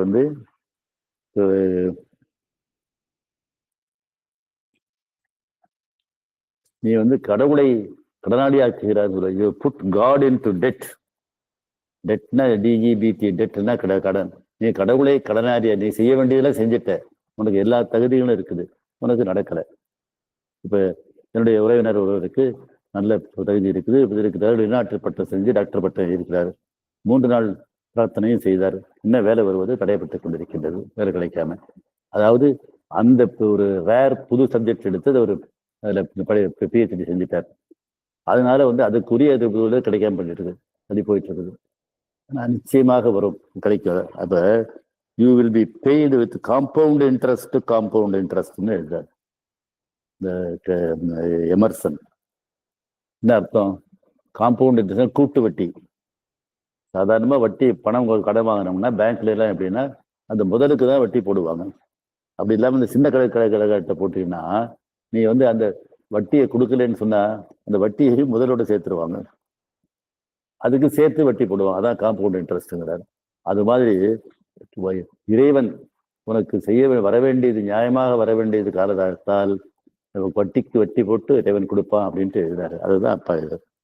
வரும்பொழுது முறையை சரியாக இருந்தால், அன்னை முறையை சரியா பின்பற்றினோம்னா காலம், அந்த முறை முக்கியம். அதில் சொன்ன தப்பு செய்யக்கூடாது, போய் தான் அது இதெல்லாம் நம்ம முன்னே பார்த்துட்டு வரலாம். நல்லெண்ணம் வேணும், மனம் நெகிழ்ந்து இருக்கணும், இதெல்லாம் முன்னே பார்த்துட்டோம். அப்படி வரும்பொழுது பலன் என்று விட்டாலும் நிச்சயம் வரும். வரும்பொழுது தாமதத்திற்குரியதையும் சேர்த்து கொண்டு வரும் அப்படின்னு அப்ப எழுதுறாரு. அதான் அந்த எமர்சன் எழுதினதுதான் அது. வாழ்வு, இதுதான் வாழ்வு யோகமாதல்னு அப்பா சொல்றாரு. தவமும் யோகமும் துறவிக்குரியது என்பது வாழ்வு என்பது வாழ்வு. மனத்தால் ஆசையை துறந்தவனுக்கு வாழ்க்கை எங்கு அமைந்தாலும் அது யோகமாகும். குடும்பத்திலிருந்து ஆசையை துறந்தால் அவனது வாழ்வு யோகமாகிறது என்பது அன்னை. அது எப்படி? இது ரொம்ப அதிகமான முக்கியமான விஷயம் பார்க்கணும். வாழ்க்கையில ரெண்டு இருக்குது, தேவை வேற, ஆசை வேற. நமக்கு வாழ்றதுக்கு நல்ல வேலை வேணும், நல்ல துணிமணிகள் வேணும், எல்லாம் உண்மைதான், வசதி வேணும். கார்ல தான் போய் வேலை பார்க்க வேண்டிய மாதிரி இருந்தா காரு வேணும். அப்படி இல்லாம சைக்கிள் இருந்து போய் பக்கத்துல இருக்குது, சிதம்பரத்துல தான் வேலை இருக்குது, நாங்க மாரியப்பனார்ல இருக்கிறோம்னா சைக்கிள்லயே போகலாம். ஏன்னா இங்க அண்ணாமலை யூனிவர்சிட்டியில நான் பேராசிரியராக வேலை பார்த்த போது நான் சைக்கிளில் தான் போவேன். எனக்கு வந்து இந்த தண்டுவட கோளாறு இருந்ததுனால மோட்டார் சைக்கிள் ஓட்டக்கூடாதுன்னு சொல்லிட்டாங்க, அதனால போனேன். எனக்கு இதில் அட்டண்டராக பியூனா இருக்கிறவர் வந்து ஹீரோ ஹோண்டாவில் வருவார், அதனால் நான் சைக்கிளில் தான் போவேன். அப்போ அந்த இடத்துல வந்து இது ஓட்ட வேண்டும், கார் வாங்கணும். பின்னைக்கு சம்பளம்லாம் உயர்ந்திருக்கிறதுனால காரு இங்கே ஆசிரியர்கள் வந்து கார் பயன்படுத்த முடியாது. இப்போ இங்கே நம்ம இருக்கிற அன்பர் வந்து இங்கேருந்து 14 கிலோமீட்டரில் இருக்கிற பரங்கிப்பேட்டையில் வேலை செஞ்சாகணும். அதில் எங்கேருந்து மோட்டார் சைக்கிளே போக முடியாது, கார். அதுக்கு அன்னை காரை கொடுத்துருக்குறாங்க. அதான் அன்னை. ஆசையை துறந்தால் அவனது வாழ்வு. அப்போ அது மாதிரி ஆசையை விட்டுட்டாக்கா அந்த வாழ்வு யோகமாகுது. வாழ்வு யோகமாகும் பாதம் பாறைகிறது தான்.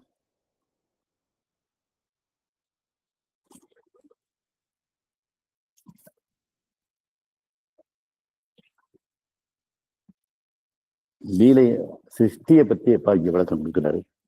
ஏன் உலகம் சிருஷ்டிக்கப்பட்டது என்பதற்கு இது இறைவனின் லீலை என்ற விளக்கத்தை நாம் பிறந்தது முதல் கேட்டிருக்கிறோம். பகவான் அக்கருத்தை மேலும் சற்று விளக்குகிறார். இந்த விளக்கமே லைஃப் டிவைன் ஆகும். சிருஷ்டியை பற்றி விளக்கம் தான் லைஃப் டிவைன். இறைவன் ஆனந்தத்தை அனுபவிக்க முற்படுகிறார், அதிகபட்ச ஆனந்தத்தை தேடுகிறார். மறைபொருளை கண்டுபிடிப்பதே ஆனந்தம். அதிகமாக மறைந்து உள்ளது அதிக ஆனந்தத்தை தரும். தானே தன்னை மறந்தால் மறைந்து கொண்டு அதை கண்டுபிடிக்கும் முயற்சியை பேரானந்த பெருவெள்ளத்தை தரும். அதுதான் இறைவன் தன்னை ஜடமாக்கி, பரம்பொருள் தான் ஜடமாக்கிச்சு சிருஷ்டிக்கு முன்னாடி. இப்ப தன்னை உயிர்களாக்கி, இப்ப நம்ம வந்து அன்னையை தெரிந்துக்கணும், அன்னையாகணும் அப்படின்னு சொன்னா நமக்குள்ள இருக்கிற இறைவன் தான், பரம்பொருள் தான் அது செயல்படுது. நமக்குள்ள இருக்கிற பராசக்தியாகி அன்னை தான் செயல்படுறாங்க. நம்மை நாமே தெரிகிறது. அதான் இறை. தன்னைத்தானே மறந்தால் அதை கண்டுபிடிக்கும் முயற்சி பேரானந்த பெருவெள்ளத்தை தரும். குழந்தைகள் எல்லாம் கண்ணாமூச்சி விளையாடுறது ரொம்ப சந்தோஷப்படும். பாப்பாவை காணுமே, இதோ இருக்கானே அப்படின்னு ஓஹான்னு சிரிக்கும். அப்பா இருக்கிறாரு, அன்னை இருக்காரு. 5 வயது வரைக்கும் குழந்தைக்கு வந்து ஆன்மா மேல இருக்கும். அதுக்கப்புறம் இந்த உலகத்தோட பழகிறதுனால உள்ள போயிடும். அந்த சாதாரண சின்ன சின்ன விஷயங்கள்ல சந்தோஷப்படுற விஷயம் மாதிரி பெரிய விஷயம் தான் முடியுங்கிற மாதிரி வந்துடுவது. தன்னை ஜடமாக்கியதே சிருஷ்டி, சிருஷ்டியில் தன்னை ஒளித்து வைத்ததே ரகசியம், அதை மீண்டும் கண்டுபிடிப்பதே லீலை. அதை விட பெரிய ஆனந்தம் பிரபஞ்சத்தில் இல்லை என்பது பகவான் விளக்கம். இப்ப நம்ம ஆனந்தமாகி யோகத்துல வரும்போது இந்த பேரானந்தம் வருது. அது இறைவன், நமக்குள் இருக்கிற இறைவன் தன்னைத்தானே தேடி அடைகின்ற பேரானந்தம் தான்.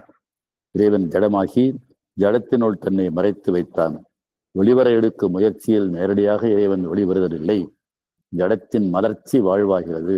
லைஃப், உயிர். வாழ்வு இறைவனை வெளிப்படுத்தினால் மனம் உண்டாகிறது. அடுத்த பரிணாமத்தில் அடுத்த நலம். மனம் அதே முயற்சியை எடுத்தால் சத்திய ஜீவன் சனிக்கிறான். அதான் அடுத்தது. சூப்பர்மேன் என்று சொல்லுகின்ற சத்திய ஜீவன் வரந்தாகணும்.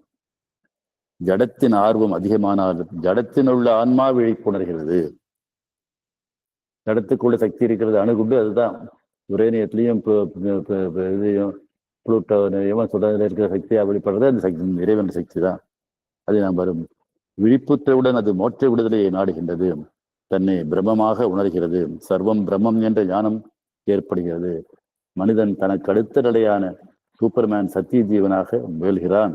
இது மனிதனுடைய கடமை அல்ல, மனித முயற்சிக்கு உட்பட்டதல்ல என்பதாலும், இது இறைவனுடைய லீலையை பூர்த்தியாவது என்பதாலும், இறைவன் நேரடி முயற்சி என்பதாலும், இறைவன் தன் தவம் உலகில் பலிக்க தவசிகளையும் ரிஷிகளையும் ஏற்படுத்தினான்.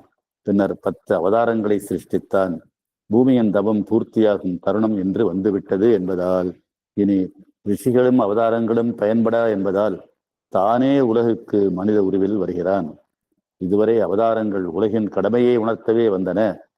இரு அவதாரங்கள் ஒரே சமயத்தில் வந்ததில்லை. அன்னையும் அரவிந்தரும் தான் இரு அவதாரங்கள் ஒரே சமயத்தில் இருந்து வேலை செஞ்சது. அவர்கள் ஒன்றாக இணைந்து செயல்பட்டார்கள். அவதார புருஷர்கள் என தாம் அவர்களை அழைக்கிறோம். இந்த அவதாரங்கள் பூமாதேவியின் தவத்தை தாங்களே மேற்கொண்டு அத்தவ முயற்சியை அவர்களே செய்தார்கள். அரவிந்தர் அன்னரும் பூமிக்காக வரன் கேட்டேன் என்று அன்னை பிரார்த்தனையும் சமர்ப்பணம் எழுதுவாங்க. பூமியின் சரித்திரத்தில் இது புதிய சகாப்தம் என்கிறார் அன்னை. இறைவனே நேரின் வந்தாலும் யோகப்பரனை சக்தி மூலமே உலகை கடிக்க முடியும்.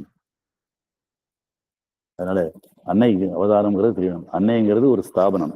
அந்த ஸ்தாபனத்தை நம்ம தெரிஞ்சுக்கணும். அது சத்தியஜீவிய ஸ்தாபனம். அதனால அன்னைகிட்ட அந்த அன்னைகிட்ட நம்ம போனோம்னா அன்னை மூலமா நமக்கு எல்லாம் நடக்கும். அதுக்கு உதாரணம் சொல்றாரு. இப்போ ஒரு பணம் ரூபா அந்த காலத்துல பணம் கையில பணமா எடுத்துட்டு போயிட்டு இருந்தாங்க. இப்ப என்ன வந்துடுது, பேங்க்ல போட்டு இந்த டிரான்ஸ்ஃபர் நெஃப்ட் டிரான்ஸ்ஃபர் அப்படின்னு சொல்லி டெல்லியில் இருக்கிறவங்களுக்கு இங்கேருந்து பணம் அனுப்ப முடியும். அதுபோல ஒரு ஸ்தாபனம், பேங்க்குங்கிற ஸ்தாபனம் வருது. அதுபோல அன்னைங்கிறது ஒரு ஸ்தாபனம். அருளை கொடுப்பதற்கு அன்னை என்பது ஒரு ஸ்தாபனம்னு அப்பா சொல்றாரு. அந்த ஸ்தாபனத்துல நாம் முழு பொறுப்பை விட்டு விட்டால், பேங்க் போல அரசாங்கம் போல இந்த இறைவனுடைய அருளை நமக்கு கொடுப்பதற்காக வந்த ஸ்தாபனம் அன்னை. அந்த ஸ்தாபனத்தில் நம் முழு பொறுப்பையும் விட்டுவிட்டால் நம்மால் முடியாத ஒன்றை அது சாதிக்கும். அந்த ஸ்தாபனம் என்பது அன்னை. அன்னையை நாம் சரணடைந்தால், இதுதான் ரொம்ப முக்கியம். பிரார்த்தனையும் சமர்ப்பணமும் புத்தகத்தில் 4 வாரம் பேசுனது. சமர்ப்பணம்ங்கிறதே சமர்ப்பணத்தை விட உயர்ந்த சரணை, முழுக்கதுமா அன்னையிட்ட விட்டுறது. மனிதன் சத்திய ஜீவன், அவனே சத்திய ஜீவனாக முடியும். சத்தியநயாக முயல்வதில்லை. தன் பிரச்சனைகளை அழிக்கவும் உயர்ந்த வாய்ப்புகளை உற்பத்தி செய்யவும் அவன் விழைகிறான். அவை அவனால் முடியாது, நினைக்கவும் இவ்வாழ்வில் முடியாதவை. அவனை பொறுத்தவரை அவையே லட்சியம். அதுவே சத்திய ஜீவன். அன்னையை அவன் சரணடைந்தால் எல்லா பிரச்சனைகளும் தீரும். மனதில் உள்ள எல்லா வாய்ப்புகளும் அவனை தேடி வரும். அது நடந்தால் அவனை பொறுத்தவரை பூலோகம் சொர்க்கமாக மாறும். பூலோக சொர்க்கம்ங்கிற புக்கையும் அப்பாவுடைய புத்தகத்தை நம்ம பல வாரங்கள் ஞாயிற்றுக்கிழமையில பேசணும். மீண்டும் சொன்னால், இதை பெற மனிதன் பழைய நம்பிக்கையை மாற்றி அன்னை கோட்பாட்டை ஏற்றுக்கொள்ள வேண்டும். நம்பிக்கையின் தீவிரம் நம் எல்லையை கிடைக்க வேண்டும். இவை இரண்டும் செய்தால் பலன் உண்டு. இதோட இன்னைக்கு முடிச்சுவாங்க.